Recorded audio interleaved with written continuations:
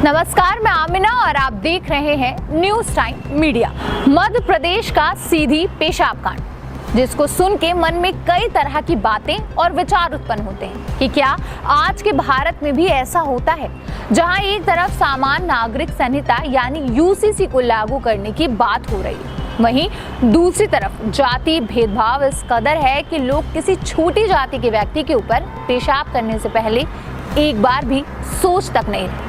वही भारत जहां हमेशा समानता और भाईचारे की बात की जाती है और जहां की महिला प्रधान एक आदिवासी और इस देश की राष्ट्रपति। इसी गंभीर मुद्दे पर जब हमारी सहयोगी सोनाली सिंह ने लखनऊ के लोगों से बात की तो उन्होंने इस पर क्या कहा, चलिए साथ में देखते हैं। देखिए, आपने जाति का मुद्दा उठाया है। जाति भारत की एक कड़वी सच्चाई है और इसकी हायरार्की ऐसी है कि हर जाति से एक जाति नीचे, हर जाति से एक जाति नीचे ऊंची जो है, तो हर जाति अपने से नीची एक जाति ढूंढ लेती है, अपने से ऊंची एक जाति ढूंढ लेती है। तो सवाल ये है कि मुझे आज तक ये बात अभी नहीं समझ में आती है। प्रवेश शुक्ला नाम का व्यक्ति जो वर्ण व्यवस्था में सर्वोच्च स्थान पे आता है और आदिवासी व्यक्ति जो अछूत जन जंगल जमीन में रहता है, वो सबसे ऊपर का और नीचे का जो दायरा है सामाजिक व्यवस्था में, उसके अंदर कौन सी ऐसी मानसिकता रही होगी या उससे कौन सी ऐसी व्यक्तिगत दुश्मनी रही होगी, आज इसके ऊपर हमें टॉयलेट करना है। एक ही बात तो समझ में आती है ना कि जातीय मानसिकता, जब जातीय मानसिकता आपको पानी साथ में नहीं पीने से दे सकती, आपके घर में रोटी बेटी का संबंध नहीं बना सकती, यहाँ तक कि पिछले एक पीढ़ी पहले जो है साथ बैठना नहीं पसंद कर सकते थे, तो आज भी ये व्यवस्था है। ये बात परम सत्य है कि उस व्यक्ति ने जो ये अपमानजनक व्यवहार किया है वो जाति के कारण किया है और यही वजह है। और मुझे बड़ा ताज्जुब हुआ, बताइए, पेशाब किया अगड़े ने और सम्मान देने गया पिछड़े ने, ये कैसी बात होती है? अगर अगड़े ने पेशाब किया तो अगड़े से ही सम्मान दिलवाना चाहिए था, पिछड़े को क्यों भेज दिया? आप बताइए। तो मतलब जो सीएम ने किया उसको भी आप साथ में ही ले लेते हैं कि उन्होंने ऐसा इसलिए किया कि उनको कोई सिंपैथी नहीं है, उनको अपने सत्ता की तैयारी करनी है। और मैं कहता हूँ सत्ता की तैयारी करनी है। एक बात हमें समझ नहीं आती है, किसी के साथ कोई अन्याय हुआ, ठीक, तो अन्याय का इंसाफ देने का ये कौन सा तरीका है कि उसके पैर धुल दीजिए? अगर उस आदिवासी को आप मजबूत करना चाहते हैं, उस आदिवासी के साथ साथ अन्य किसी और आदिवासी के साथ वो व्यवहार उस क्षेत्र में ना हो, तो उस व्यक्ति को आप कैबिनेट मिनिस्टर बनाइए। देखते हैं कि उसके क्षेत्र में किसकी औकात होती है कि किसी आदिवासी के साथ अपमानजनक व्यवहार करेगा। आदिवासियों में लीडरशिप तैयार करिए, आदिवासियों को जो है एजुकेशनली मजबूत करिए, फाइनेंशियली मजबूत करिए, हर आदिवासी के घर एक एक हथियार का लाइसेंस दीजिए। देखते हैं कौन उनके साथ अपमानजनक व्यवहार करेगा। लेकिन ये तो थोड़ा अलग हो गया ना, क्योंकि हमारे यहाँ की जो प्रेसिडेंट है वो खुद एक आदिवासी महिला है और वो पूरे देश को चला रही है। आदिवासी महिला हैं, लेकिन आपने कश्मीर के पूर्व राज्यपाल का ये इंटरव्यू नहीं देखा है कि आदिवासी राष्ट्रपति से मिलने कौन जाएगा। इस बात का जो है सत्यापन प्रधानमंत्री के ऑफिस में होता है। पीएमए ऑफिस में लिस्ट डिसाइड होती है कि राष्ट्रपति से कौन मिलने जाएगा, कौन नहीं मिलने जाएगा। मैं ये कहता हूं कि राष्ट्रपति एपीजे अब्दुल कलाम साहब थे। क्या एपीजे अब्दुल कलाम साहब के राष्ट्रपति बनने से इस देश में मुसलमानों की समस्या समाप्त हो गई? Doctor KR. Narayan schedule caste से आदिवासी थे। क्या शेड्यूल कास्ट के राष्ट्रपति बनने से इस देश में शेड्यूल कास्ट की समस्या समाप्त हो गई? जो लीडर होता है, मेरी पार्टी है, मुखिया मैं हूँ, पार्टी के नीचे कौन सा डिसीजन होगा ये मैं डिसाइड करूँगा, बाकी पदाधिकारी का ही होता है। चेहरा होता है, पावर नहीं होती है, ऐसे ही लोग को चुन के बनाया जाता है। तो इस बात पे कोई भ्रम में ना रहे कि आदिवासी देश की प्रधान राष्ट्रपति हैं तो अन्य आदिवासियों के साथ अत्याचार नहीं होगा।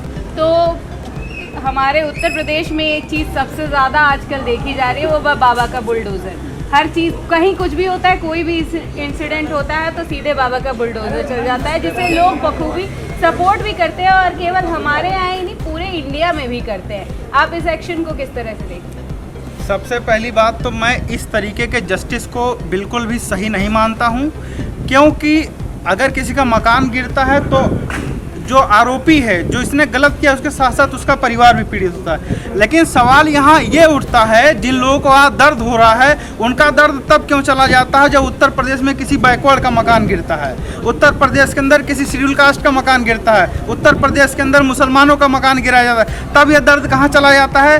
जो वोट लेने के दौरान कहते हैं कि हिंदू राष्ट्र बनाएंगे, सब लोग गर्व से कहो हम हिंदू हैं, जब इतने लोगों का, इतने बैकवर्ड और एससीओ का मकान गिरा है, तब ये ब्राह्मण सभा वाले कहाँ गए थे? वो हिंदू नहीं है क्या? वो यही साबित करना चाहते हैं कि बैकवर्ड हिंदू नहीं है, एससी हिंदू नहीं है, उनका मकान गिरेगा तो हम ढेला भर का चंदा नहीं देंगे, लेकिन ब्राह्मण का मकान गिरेगा तो 51,000 रुपये का नगद जो है धनराशि दी जाएगी और भी उसका मकान बनाने के लिए लोगों को आह्वान किया जाएगा। ये कैसा दोहरा चरित्र है हिंदुत्व का? लेकिन इसमें सरकार की तो भूमिका नहीं नजर आती है ना, क्योंकि सरकार ने तो बुलडोजर भेजा ही था चलवाने के लिए। बाकी जो ब्राह्मण समाज ने किया वो एक अलग मुद्दा है। नहीं, सरकार ने जो किया, हम तो अभी भी कहते हैं कि सरकार ने जो किया न्याय का तरीका, घर गिराने का तरीका, ये सही नहीं है।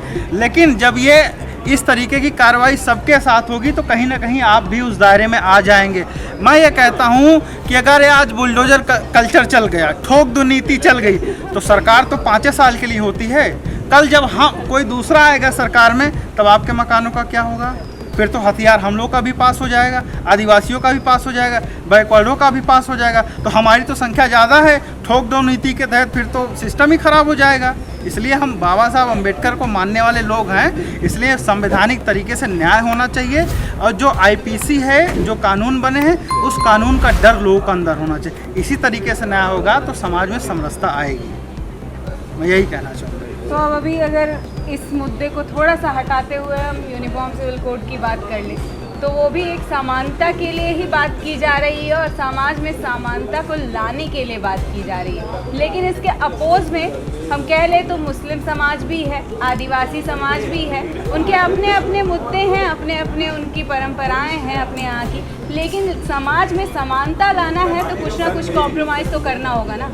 देखिए, मैं आपको ये जो आपने यूनिफॉर्म सिविल कोड का विषय छेड़ा है, हालांकि ये बहुत लंबा सब्जेक्ट है, लेकिन आपने सवाल किया तो मैं छोटे छोटे पॉइंट बता देता हूँ। भारत के संविधान के आर्टिकल 14 में कहा गया है कि कोई भी व्यक्ति विधि के समक्ष समता और विधियों के समक्ष समान संरक्षण। लेकिन सवाल ये है कि अगर परिस्थितियाँ समान हैं, परिस्थितियाँ सभी के लिए समान हैं, तो व्यवहार भी सभी के साथ समान होना चाहिए। लेकिन अगर परिस्थितियाँ असमान हैं तो असमान को समान के बराबर लाने के लिए असमान व्यक्ति के साथ कुछ सकारात्मक असमान व्यवहार करना पड़ेगा, ताकि वो भी समान के बराबर आ जाए। ये पहली चीज़ तो ये है। और दूसरी चीज़ ये है, आर्टिकल 13 में ये बात कही गई है, कोई भी ऐसा प्रावधान, चाहे वो संसद के द्वारा लाया जाए या जो विधानसभाओं के द्वारा लिया जाए, कोई भी ऐसा प्रावधान जो लोगों के फंडामेंटल राइट को वायलेशन जिस परिस्थिति तक करता है, वो मान्य नहीं होगा। अब ये बात दो चीज़, फंडामेंटल राइट के, लोगों के अधिकार की। अब रही बात यूनिफॉर्म सिविल कोड की, जो आर्टिकल 44 के अंदर आता है, जो directive principle of state policy के अंतर्गत है, वो फोर्सेबल नहीं है। और यूनिफॉर्म सिविल कोड जो है एज अ कोड, ना कि लॉ या अमेंडमेंट, ये एक तरीका कोड है जो कि लोगों के एडॉप्टेशन से संबंधित है, पारिवारिक संबंध जैसे शादी विवाह हो गया, या जो परिवार में संपत्ति का विभाजन है उससे संबंधित है। आदिवासियों के जो अधिकार है, जो भारत की जो क्षेत्रीय डाइवर्सिटी है, वो हर जगह की अलग अलग है। कोई व्यक्ति मान लीजिए साउथ में रहता है, अब वहाँ पर धान और गेहूँ की खेती होती नहीं है, धान गेहूँ की खेती नहीं, मक्के की खेती होती है, और जानवर मार के खाना वहाँ का कल्चर, वहाँ का जो मतलब आदिवासियों में जो एक समूह, उसमें के जो सबसे ज़्यादा जो है सुअरों का शिकार करेगा उसको नाम दिया जाएगा। अब वो नॉर्थ में रहने चला आया, और नॉर्थ में वो धान गेहूँ खेती होती है, उसकी धान गेहूँ खाने का कल्चर ही नहीं, हैबिट ही नहीं है, और यहाँ पे जानवरों को मारना पाबंद है, तो इसने जानवर मार दिया उसके जो कल्चर में था, फिर तो उसको जो फांसी चल जाएगी। अब एक मुद्दा ये तरीके का, सबको अपने नज़रिए से देखना चाहिए। अब रही बात जो ये सरकार के द्वारा यूनिफॉर्म सिविल कोड को जो लाया गया है, इसके पहले भी जो ये लॉ कमीशन, उन्होंने कहा भारत की डाइवर्सिटी परिस्थितियों में अभी यूनिफॉर्म सिविल कोड इम्प्लीमेंट करना संभव नहीं है। और ये पॉलिटिकल स्टैंड है, इसको पॉलिटिकल ही हिंदू मुस्लिम करके देखा जा रहा है। अगर आप हिंदू मुसलमान के नज़रिए से ही यूनिफॉर्म सिविल कोड ला रहे हैं तो जो ट्राइब्स के राइट है उनको भी बीच में अमल करना चाहिए। और रही बात यूनिफॉर्मिटी की, तो यूनिफॉर्मिटी एजुकेशन में भी आनी चाहिए।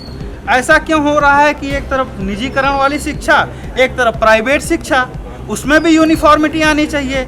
एक तरफ जो है प्राइमरी स्कूल है, खिचड़ी खाओ और जाओ, और दूसरी तरफ Saint Peter, Saint Convent, Saint Lawrence, CMS, Brightland ऐसे स्कूल हैं। और यूनिफॉर्मिटी एजुकेशन में नहीं है, लेकिन जब एग्ज़ाम होता है तो उसमें यूनिफॉर्मिटी होती है।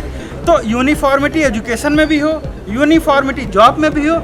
यूनिफॉर्मिटी जो ये सरकार लाना चाहती है, मैं इसको नहीं कहता हूँ कि ये पूरी तरह से गलत है। कुछ समुदाय में आज भी लोगों ने समय के साथ अपने आप में बदलाव नहीं किया। उनके अंदर एजुकेशन का स्तर आएगा, सामाजिक समरसता आएगी, आधुनिकीकरण होगा, तो यूनिफॉर्मिटी होना चाहिए। लेकिन यूनिफॉर्मिटी इस तरीके से ना हो कि किसी के मौलिक अधिकारों का हनन हो जाए। मेरा कहने का इस पे ओपिनियन ये है। और जैसे यहाँ अल्पसंख्यक हैं, आदिवासी हैं, और भी समुदाय हैं, जैसे लिंगायत हैं, और जो है पसवन्ना हैं, और मुसलमानों भी 2-3 अलग अलग कम्युनिटी है। तो सभी के जो मौलिक अधिकार दिए हैं उसको ध्यान में रखते हुए इस तरीके से किसी भी कानून को इम्प्लीमेंट किया जाए जिससे एक बैलेंस बना रहे समाज में, समाज इनबैलेंस ना हो। इस विषय पे मेरा मुद्दा ये। बाकी यूनिफॉर्मिटी बहुत बड़ा सब्जेक्ट है और इस पे हम लोग को ज़रूर चर्चा करनी चाहिए, और मीडिया के माध्यम से इस विषय को तुष्टीकरण के नज़रिए से ना देखकर अवेयरनेस के नज़रिए से इसका प्रचार प्रसार करना चाहिए। अभी आपने बीच में एक बात कही कि एजुकेशन में समानता नहीं देते हैं, एग्ज़ाम होता है तो उसमें समानता नहीं देते। बट एग्ज़ाम में तो आरक्षण और इन सारी चीज़ों का व्यवस्था सरकार ने बाकायदा कर रखा है। आरक्षण, देखिए आप बात को समझी नहीं। मैंने क्या कहा कि एजुकेशन सबको अलग अलग मिल रही है। एक ग्रामीण बच्चा है उसको एजुकेशन मिल रही है गांव की, जिसमें मास्टर क्या करता है, उसका ध्यान एजुकेशन पे नहीं है, उसका ध्यान खिचड़ी अच्छी बनी कि नहीं बनी उस पे है, चावल कौन सा आया उस पे है।